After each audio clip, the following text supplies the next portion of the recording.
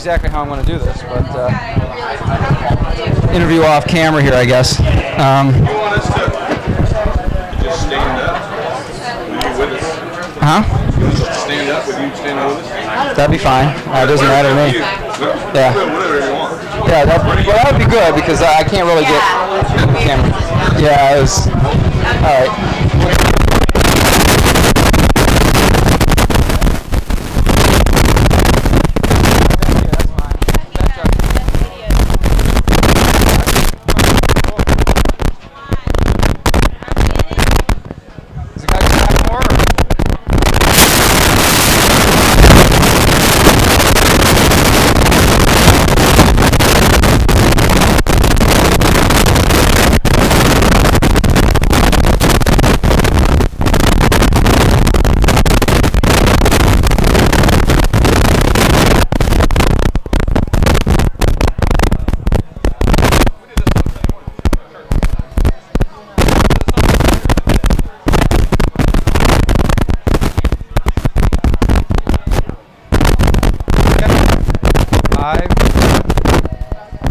Hey, welcome to Watching the Noise, and I am here with Casting Crowns. I'm going to let them introduce themselves individually. Hey, I'm Mark Hall.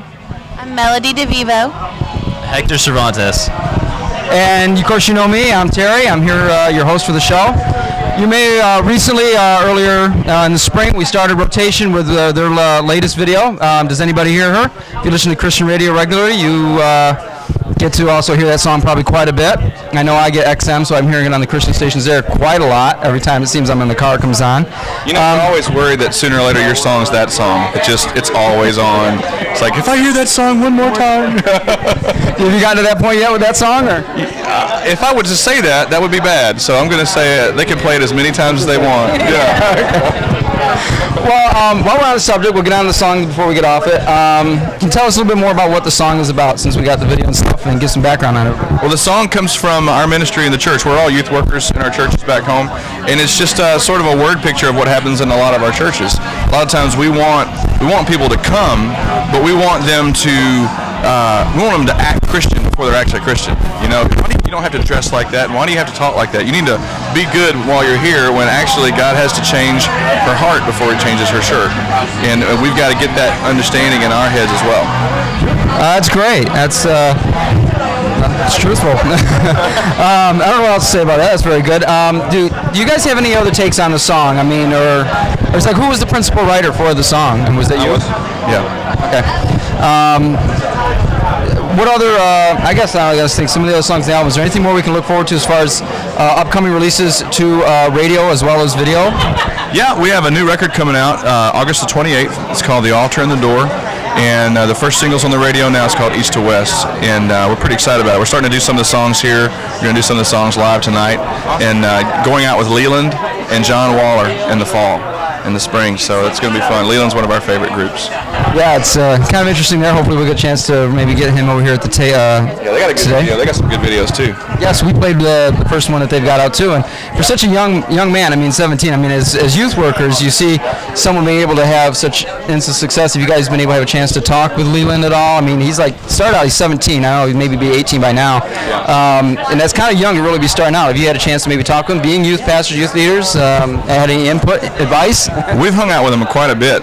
They've been to our church. We've hung out with their family, and that's what sort of led us to be on the road with them. So as far as advice goes, he's walking with Jesus pretty well. So if anything, we'll probably learn some stuff from him. Okay, well, that's good. Hey, you never know. You never know who you can learn from. I know as a youth pastor for a number of years, I've learned from youth, taught me quite a few things over the years. I'm sure you guys can relate. As such, as being youth pastors and youth leaders and working in your group, obviously doing worship as well, what are some of the things that you find effective in engaging youth? I mean, not just music, but that you've been able to use as well in your ministry. I was going to say just being there. My girls, I teach 8th grade girls. Well, they just moved up. Now they're in 9th grade. But just being there made a difference. It wasn't so much what I said, or even if I studied my lesson. I mean, you should study your lesson. But just being there with them gave me the right to tell them the things I needed to tell them, you know? So. How about you? The question was about. I'm sorry. That's okay. It was youth. Like, how do you? Ministry. What was the question? Say it again. Yeah, okay. How, with your music ministry, is there other avenues besides just the music that you've used in sharing with youth and ministering to youth that you find you're still being able to use, you know, on the road and ministry as you run into kids here? I think that just allowing yourself to be available and all of it, and being part of their lives and being transparent with them. And I mean, I just know that in my walk, in my life, I mean, it's easier to take something from somebody or glean something off of somebody who has been open and transparent with me and about their faults and about their, you know, the fact that they're a person and that they mess up, not somebody who is, you know, holier than thou or anything, any type of attitude. So I try and portray that to my students or students in our youth group. Cool.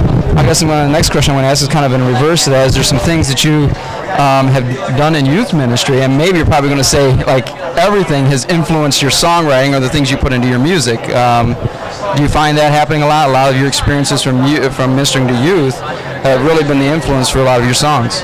Yeah, I'd say pretty much everything we do, that's where the songs come from. So if We're the Body was just trying to teach my students about being the hands and the feet of Jesus. Life Song was just teaching them that worship is not just reading words off a screen, it's living out a life that makes God smile with it. And so all of our songs start with the students and the families in our church, and then we find that it connects with other people as well. Awesome. Well, I know for me personally, it's connected with me. I just hear some of the songs that you guys have shared, and when you did the video for.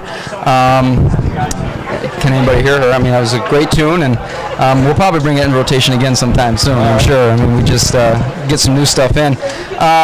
And we've seen some of the older bands kind of move on. Do you guys find yourself now stepping into the roles where you've seen Audio Adrenaline? I mean, and now you know that they're stepping away, and some other bands who haven't been around. I know that now you guys haven't been around that long, but you're now stepping up, and like you're headlining tonight. And how does that feel? I mean, you started as a worship band, and you're into this, and it seems like in a kind of a short period of time that you've gotten up to this. I mean, was it something you kind of prepared for, you expected, or not?